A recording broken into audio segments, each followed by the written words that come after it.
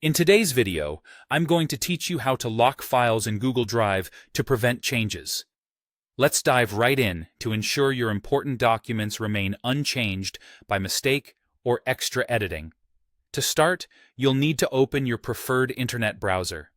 It could be something like Chrome, Firefox, or Edge, whatever you're most comfortable with. Once it's open, head up to the search bar and type in Google Drive.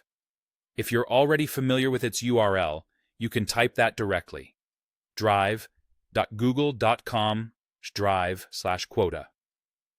Clicking the first link that appears or entering the URL will take you to your Google Drive account. Now, a quick note before we proceed. Make sure you're logged in to the correct Google account. Sometimes we have multiple accounts, whether for work or personal use. If you aren't logged in yet, you'll need to do that right at the top of the page by entering your email address and your password. Once you're in, take a look around your drive to find the particular file you want to lock. Maybe it's a report you've been working on, a presentation you finalized, or any document where you no longer want changes made. Once you've found it, right-click on the file. This will bring up a menu of options for you.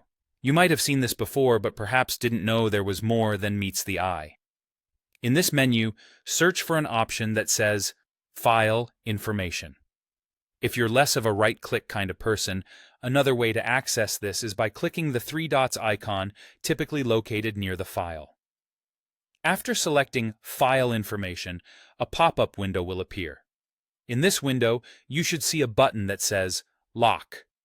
Go ahead and click it.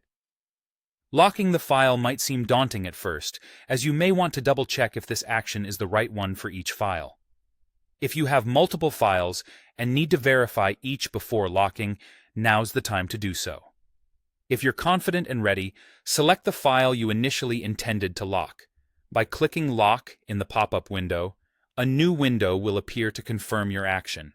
It's a safeguard, ensuring you don't lock documents unintentionally. Confirm by clicking Lock again. After this, you'll notice a small lock icon appearing right next to your file's name. This is your assurance that your file is indeed locked against any accidental changes. Finally, if you need to unlock the file at any point, simply right-click it, head back to File Information, and select Unlock.